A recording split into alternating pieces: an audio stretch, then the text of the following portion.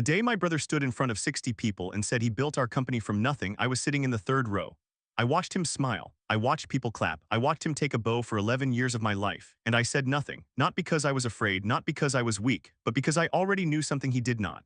I knew what was inside that sealed envelope sitting on the lawyer's table. And I knew that the moment it was opened, every word he had just spoken would collapse on top of him like a building that was never built to stand. That day was the beginning of the end for my brother. But for me, it was the first morning in 3 years that I finally felt free. Before I go any further, I need to ask you something. If the person who took your name, your money, and your years of work was your own blood, what would you do? Would you fight back loud? Or would you wait and let the truth do the work for you? Stay with me because this story is not about screaming or punching walls. It is about patience, evidence, and the kind of revenge that comes wrapped in a lawyer's envelope. If you have ever been erased by someone who was supposed to protect you, this one is for you. Drop a comment right now and tell me, have you ever stayed silent because you knew something bigger was coming, because Ezra did, and it changed everything? My name is Ezra, and for most of my adult life, I gave everything I had to a business that my brother eventually told the world he built alone. I want to start at the very beginning because if I start in the middle, you will think my brother made one mistake. You will think maybe I misread things. Maybe I was too sensitive. Maybe it was all just a misunderstanding between two brothers who loved each other but communicated badly. It was not that. It was a slow, deliberate, carefully managed erasure, and it started long before either of us had any real money. I was 24 when I first came up with the idea. Not a vague idea, a real one, a specific one. I had been working in supply chain logistics for 2 years out of college, and I had watched the same problem destroy 3 small businesses where I worked. Companies that made physical products had no clean way to manage their relationships with overseas manufacturers. They were drowning in spreadsheets, missed shipments, wrong invoices, and broken communication chains. Nobody had built a simple software tool that sat between a small business owner and their overseas supplier and made the whole process visible in plain language. I drew the first version on a legal pad in my apartment. I still have that legal pad. I have kept it this whole time, which you will understand later is one of the most important decisions I ever made. I brought the idea to my brother Marcus because he had something I did not. He could talk to people in a way that made them feel like they were the smartest person in the room. He was charming. He was confident. He had a voice that made investors lean forward in their chairs. I was good at building things. He was good at selling them. And at 24 years old, I thought that was the perfect partnership. I want to be honest about Marcus in those early days. He was not all bad. He believed in the idea. He worked hard in the beginning. He made phone calls I did not want to make and walked into rooms I was not comfortable entering. There was a real partnership once. I am not going to pretend it never existed just because of how things ended. That is not who I am. But there were signs, even then. Early signs that I explained away because he was my brother and because I loved him and because I wanted the business to work more than I wanted to be right about him. The first sign came about 8 months in. We were pitching our first real investor, a man named Gerald, a retired supply chain executive who had more money than he knew what to do with and a weakness for logistics-adjacent technology. Marcus handled the pitch. I had prepared the entire product walkthrough, the financial projections, the user research, all of it, and Marcus walked in there and delivered it word for word, but he said I instead of we the entire time. I asked him about it after. He laughed and said Gerald responds better to a single founder, we will fix it later. We never fixed it. I filed that away. I told myself it was a sales strategy, not a statement about our partnership. I was wrong about that. Gerald invested $40,000. It was not a lot, but it was enough to rent a small office, hire one developer to help me, and buy the servers we needed to run a working prototype. I want you to understand what I mean when I say I built this company. I'm not talking about having an idea and walking away. I mean I spent the next 2 years eating at my desk, sleeping 4 hours a night, writing code until my hands cramped, calling manufacturers in China and Vietnam at 2 in the morning because of time zones, and building features from scratch when users told me something was not working. I did that every day. While Marcus handled the business side, which I respected, but I want to be clear about what the business side looked like in those early years. It was mostly lunch meetings and golf games and conference calls that produced email threads that produced nothing. That is not a small observation. That matters for everything that comes later. By year 3, we had something real. We had 400 paying customers, small businesses mostly, but loyal ones. The product worked. It genuinely worked. Manufacturers loved it because it reduced miscommunication. Business owners loved it because they could finally see exactly where their orders were, what was owed, and what was late, all in one place that did not require a college degree to understand. That year, we made just over $800,000 in revenue. Not profit. Revenue. But for a bootstrapped software company with 2 founders and 3 employees, it was enough to make people start paying attention. Marcus landed us a profile in a regional business magazine. It was a half-page article with a photo. The photo was of Marcus. He was standing in front of our office door. I was not in the photo. The article mentioned a co-founder once in a sentence buried near the bottom and did not use my name. I brought this up at dinner the night the article came out. Marcus said the journalist had made an editorial choice and there was nothing he could do. He said at least the company got coverage. He said I was too sensitive and that this was how business media worked. He said my name would be everywhere once we were bigger. I believed him. That is the part I keep coming back to. I believed him every single time. Year 4 was when everything shifted. We closed our first real funding round. A venture firm out of Austin offered us $2.4 million for a minority stake. Marcus negotiated the deal. That is important to acknowledge. He did negotiate it and he was good at it. He came back with terms that were better than what they first offered and I was genuinely proud of him for that. But the term sheet had both our names on it. The company operating agreement had both our names on it. We were equal partners, 50% each. That was what every document said. That was what every lawyer signed off on. And in private, that is what Marcus acknowledged whenever we argued about workload or direction or credit. In public, though, Marcus had started a slow and deliberate campaign to reshape how the company was perceived. He started speaking at events. He started building a personal brand as a founder and entrepreneur. He gave a TEDx talk in year 5. I was not mentioned in it, not once. He talked about his vision, his sleepless nights, his breakthrough moment where he realized he could solve a massive problem in global trade. He used the words, "I built this." He used the word, "my company." I watched the video alone on my laptop the night it was posted. I watched the whole thing, and I felt something shift inside me that night. It was not rage. It was something quieter and colder. It was the feeling of watching someone rewrite a history you lived through. It was the feeling of being made invisible by someone who knew exactly what they were doing. I called Marcus the next morning. I told him we needed to talk about how he was presenting the company publicly. He told me I was jealous of his communication skills. He told me not everyone could be the public face of a business and that I should be grateful he was willing to do it. He told me to focus on the product and let him handle the narrative. Let him handle the narrative. I should have ended the partnership right then. I have thought about this 1,000 times since. If I had walked away in year 5, I would have lost something. But I would have kept something more important. I would have kept the truth of what I built while there was still time for the world to know it. Instead, I stayed because we were so close to something big. And because I still, against all evidence, believed my brother was not a bad person, just a flawed one. Just someone who let ambition make him careless with other people's contributions. I was wrong about that too. Between year 5 and year 8, the company grew in a way that I cannot fully explain even now without feeling a complicated mix of pride and grief. We hit 2 million in annual recurring revenue, then 5 million, then 11. We were not viral. We were not famous. We were quiet and essential, the kind of software that businesses could not imagine operating without once they had used it for 6 months. I rebuilt the core architecture twice in those years to handle the scale. I hired and managed our entire engineering team, 11 people at the peak, which I also handled the onboarding, the culture, the reviews, and the roadmap for. I was in the office more th. And anyone? I was the last one to leave most nights. The engineers knew who I was. They knew who built what. They knew who made decisions about the product. That matters. I want you to hold on to that. Marcus was doing something very different during those years. He was becoming famous, not famous like a celebrity, famous in a specific, very deliberate way inside the world of startup culture and entrepreneur media. He was giving keynotes, he was joining boards, he was appearing on podcasts, he was posting on LinkedIn every other day with lessons about building a company, about leadership, about having the courage to create something from nothing. Each post got thousands of likes. Each post was written in first person. Each post erased me completely. I started keeping a folder, not because I was planning something, not yet. I was keeping it the way you keep things when something feels wrong and you do not know why, but your body knows you will need evidence later. I screenshotted every article that did not mention me. I saved every podcast episode where Marcus talked about building the company alone. I saved the TEDx talk. I saved the LinkedIn posts. I printed some of them and put them in a physical folder that I kept in a file cabinet in my home office, behind a stack of old tax documents. I also kept all the original work, every design document, every early code commit, every email to our first investors with my name in the signature, every version of the legal pad where I had drawn the first product sketch.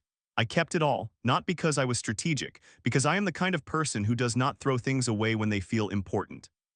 My wife Diane noticed before I did how bad things had become. Diane is a quiet person, careful with her words, and she does not say things she does not mean. One night in year 7, she found me at my desk at 1 in the morning going through a new article about Marcus that had just been published in a national business outlet. The article called Marcus a visionary founder who had revolutionized logistics software.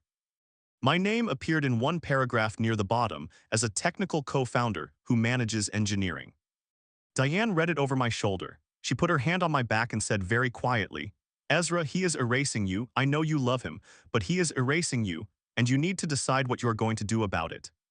I did not answer her that night, but I started to think differently after that conversation. I started to think about what it would mean to finally protect myself. Year 8 was when I found out how deep the problem really went. We were in negotiations for a significant acquisition. A larger company in the enterprise software space had approached us about buying out a controlling stake. The numbers being discussed were serious. We were talking about a deal that would value the company somewhere between $30 and $40 million. It was the kind of number that would change both of our lives permanently. The acquiring company sent a due diligence team, standard process. They wanted to review everything: financials, contracts, intellectual property ownership, employment records, the founding documents, all of it. And in that process, they had a series of meetings with both founders individually. My meeting with their team lasted 3 hours. I walked them through the full technical architecture, the product evolution, the engineering decisions that had been made and why, the roadmap for the next 18 months, and the competitive landscape. I answered every question directly. I knew this company better than I knew my own apartment. I had built it from a legal pad sketch. The lead analyst from their team, a woman named Priya, pulled me aside after the formal meeting was over. She was direct. She said, "We have been reviewing some of the external materials around your company. The media presence, the founder bio, the investor decks." She paused. Then she said, "Your name is almost completely absent. Can you explain that?" I told her the truth. I told her quietly and without drama that my brother had managed the public narrative and that it had drifted significantly from the actual founding and operating history of the company. I told her I had documentation. I told her I had been the primary builder of everything she had just spent 3 hours learning about. She looked at me for a long moment. Then she said, "You should probably talk to a lawyer." That was the first time someone outside my marriage had said out loud what I had been circling around for 3 years. I drove home that night with my hands tight on the steering wheel. Diane was waiting up. I sat down at the kitchen table and I told her what Priya had said. Diane did not say "I told you so." She just got up, went to the bedroom, and came back with a business card. She had been holding onto it for 8 months without telling me. It was an attorney, a business litigation attorney that she had quietly researched and identified. She had not given it to me before because she wanted me to get there on my own. That is the kind of woman Diane is. That is the kind of partner I had at home while my brother was taking credit for everything I built. I called the attorney the next morning. Her name was Patricia Ochoa. She had 20 years of experience in business partnership disputes and intellectual property cases. And when I sat down in her office and laid out the full story, she did not look surprised. She looked like someone who had heard this exact story many times before, in different shapes, with different names, but with the same essential architecture. One person builds, one person brands, and then the brander tries to own the narrative so completely that the builder becomes invisible. Patricia asked me one question that changed everything. She said, "Do you have documentation of your original contributions dating back to the beginning?" And I said yes. And I told her about the legal pad, and I told her about the file folder, and I told her about every email and every code commit and every founding document I had kept. She looked at me across the desk and said, "Ezra, you have protected yourself more than you know." Patricia took 2 months to review everything I gave her. Every document, every screenshot, every email, every version of the operating agreement, every code repository log, every founding record. During those 2 months, I kept working. I showed up at the office every day. I managed my team. I answered emails. I sat in meetings with Marcus and nodded and participated and gave no indication at all that anything had changed. This was the hardest part, not because I am a good actor, because I am not. I am actually a terrible liar, but I was not lying, I was just not speaking. And there is a difference. Marcus, during those same 2 months, was doing what Marcus always did. He was building his reputation. He was posting on LinkedIn. He was giving an interview to a startup podcast where he said, and I have the transcript, that he had mortgaged his future to build this company, that he had made sacrifices no one would ever know about, that the company existed because of his vision and his refusal to quit. He said it with the kind of practiced sincerity that makes people in the comments say things like "what an incredible founder," and this is true leadership.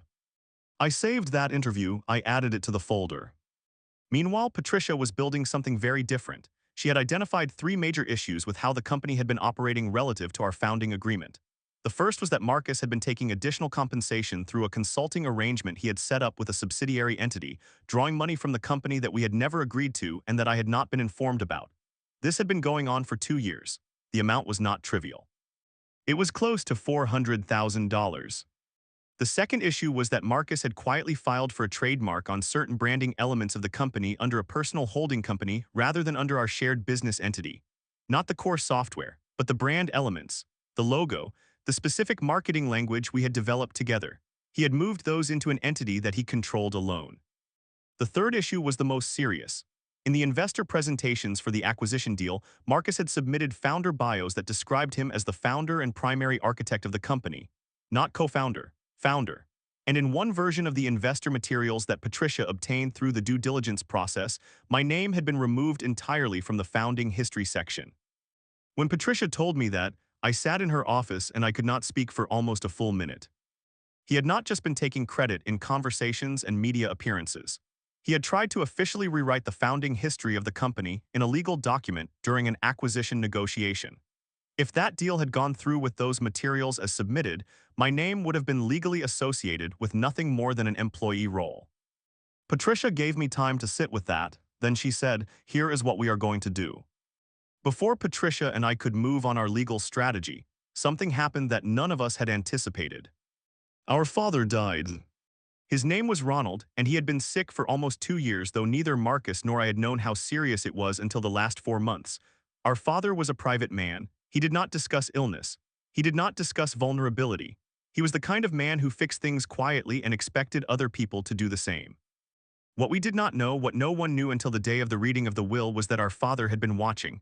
He had been watching both of us for years. He had seen the articles. He had watched the text talk. He had listened to the podcasts. He had also, we would learn, had his own lawyer do some quiet research, because Ronald was not a man who believed everything he read. He was a man who verified. The will reading was held at the office of our family's estate attorney, a man named Walter who had handled our family's legal affairs for 30 years. Marcus arrived with his own attorney. I arrived with Patricia. There were other family members present, our mother and aunt, 2 cousins. The room was small and warm and very quiet. Walter read through the standard portions of the will first. There was property, there was some money, there were personal items distributed with care and intention. Our mother received the house. Various things went to various people in ways that our father had clearly thought through with great deliberateness. And then Walter said, "I have been instructed to read aloud a letter that Ronald placed in a sealed envelope with specific directions that it be read in the presence of both of his sons and whoever they chose to bring with them as representatives." The room went very still. Walter opened the envelopes. I watched Marcus from the corner of my eye. He was sitting straight, composed. He probably thought this was going to be a general letter of fatherly advice, the kind of thing a man of Ronald's generation writes to leave his sons with something to carry forward. It was not that. Walter began to read. The letter was 4 pages long. Walter read every word in a steady, even voice, the way a man reads something he has practiced because he had practiced it because Ronald had asked him to. The letter began with Ronald saying that he loved both of his sons without condition, and that what he was about to write was not written from anger but from love, and from a conviction that the truth was the most valuable thing a man could leave behind. He then described what he had watched happen over the course of the last several years. He described watching his younger son, Marcus, build a public identity around a company that his older son, Ezra, had conceived, designed, and built from the ground up. He said he had watched Ezra's name disappear from article after article. He said he had listened to podcasts where Marcus spoke as though Ezra did not exist. He said he had watched Marcus give a speech where he credited only himself for 11 years of another man's work. He said he had also hired someone to verify what he was seeing. He had engaged a private research firm to document the public record and compare it against what he knew of his son's actual history and working relationship. He said the findings confirmed what he already knew in his heart.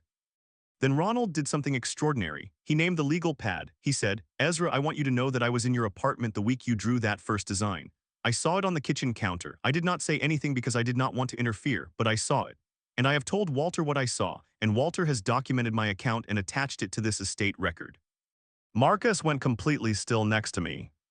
Ronald's letter continued. He described specific conversations he had witnessed between us. He described a dinner in year 2 where Marcus had told Ronald privately that Ezra was the brains of the operation and he was just the salesman, and that he intended to fix the credit problem once they were bigger. Ronald said he had written that conversation down in a personal journal the same night it happened, and that journal had been provided to Walter and was part of the estate record.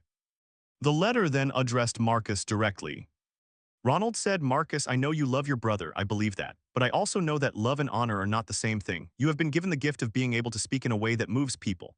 You have used that gift to move credit away from the person who earned it. That is not what I raised you to do. I am not asking you to feel shame. I am asking you to tell the truth, and I am making this request in the only way I have left." The room was very, very quiet. Patricia was writing notes. Marcus's attorney was staring at the table. Then Walter read the final section. Ronald had structured his estate in a specific way. The personal property and the money were distributed as already described, but there was one additional element. Our father had held a small number of shares in our company.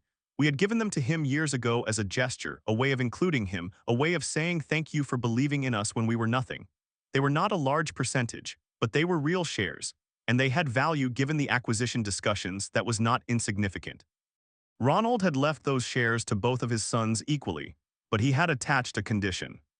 The condition was this.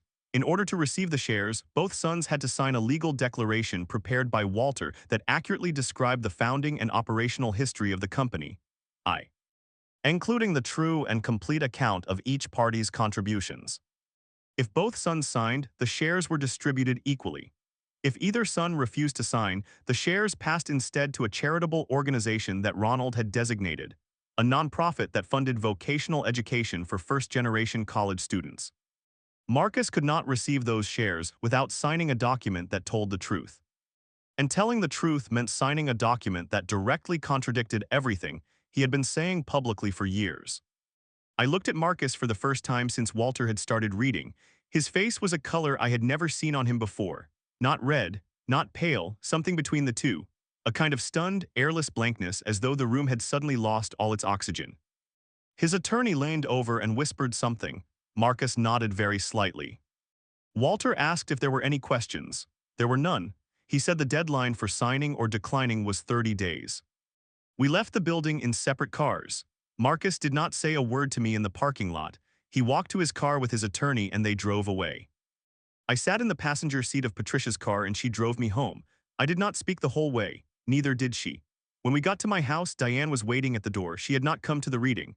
I had asked her not to. When I walked up the steps and she saw my face, she opened her arms and I stood there in the doorway for a long time. I had been waiting for this for years, and I did not even know it. I had been carrying the weight of being invisible for so long that I had forgotten what it felt like to be seen. My father had seen me. Even after he was gone, he had found a way to make sure I was seen. What happened in the following 4 weeks was something I had not fully prepared for even with all of my preparation. Marcus called me the next day. It was the first direct call he had made to my personal phone in months. We had been communicating mostly through company email and the occasional text about operational matters. When I saw his name on my screen, I let it ring. Then I listened to the voicemail. He said he thought we should talk. He said Dad's letter was emotional and not entirely accurate. He said he thought a conversation between the two of us without lawyers could clear things up and help us move forward together. He said he missed his brother. I did not call back. I forwarded the voicemail to Patricia. 2 days later, Marcus showed up at my house. Diane answered the door. She told him I was not available and asked if he wanted to leave a message. He stood on the porch for a moment, clearly not expecting this, and then said he just needed 5 minutes. Diane said she understood and that she would pass along that he had stopped by. Then she closed the door. I watched from the window in the living room. He stood there for almost 30 seconds after the door closed. Then he walked back to his car. Diane came and stood next to me. She did not say anything. She just put her hand in mine. On day 11, Marcus's attorney sent a letter to Patricia. It contained 3 arguments. The first was that Ronald's letter was emotionally influenced and not legally binding in the way the estate had structured it. Patricia responded with a summary of the legal basis for the condition, which Walter had prepared with considerable care and which held up completely. The second argument was that the declaration Marcus was being asked to sign was too broad and potentially damaging to his public reputation. Patricia responded that the declaration was factual and that Marcus's public reputation had been built on a factual misrepresentation. The third argument was that the whole matter should be mediated privately. Patricia said the estate timeline was fixed and that mediation was not part of the structure Ronald had established.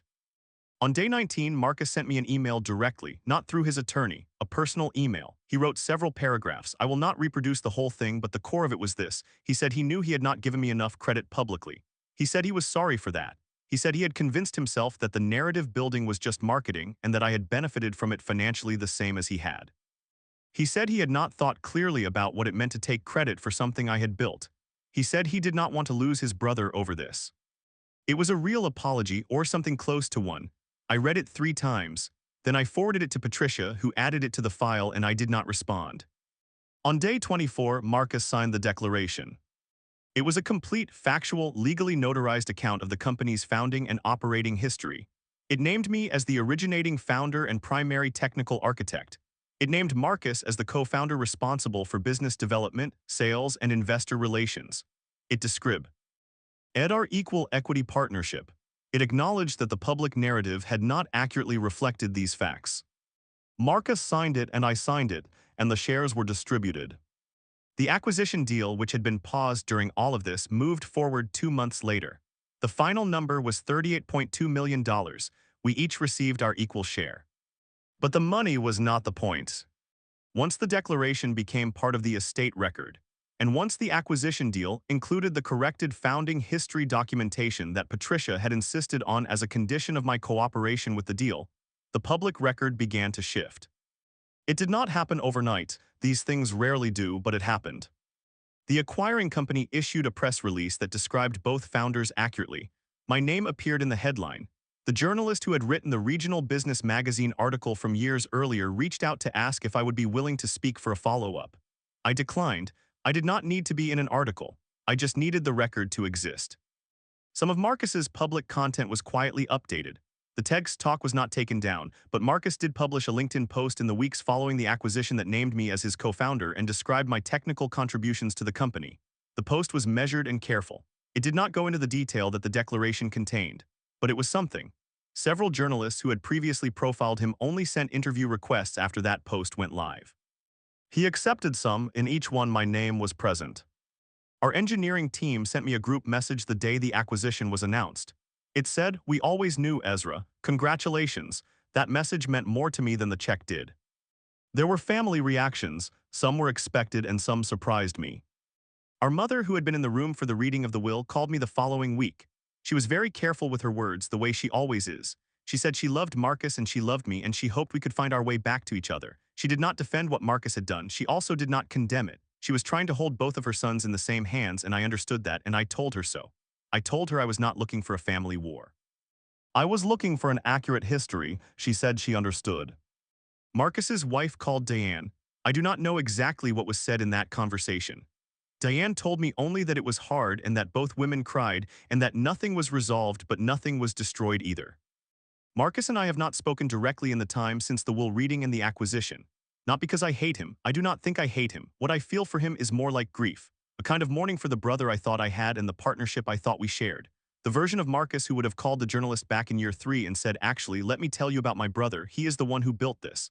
That version might never have existed. Or he existed once and got lost somewhere between ambition and opportunity. I do not know. What I know is that I am no longer invisible. And that is not a small thing. After years of watching someone else stand in the light you built, stepping into your own name feels like breathing correctly for the first time. People ask me when I tell this story whether I regret not fighting earlier, whether I should have confronted Marcus sooner, whether I should have gone public, whether I should have forced the issue before it reached the point where my father's death became the mechanism for the truth coming out. I have thought about this deeply, and my honest answer is no, not because the outcome was perfect. It was not. There is real loss woven through this story that a document and a check and a corrected press release cannot undo.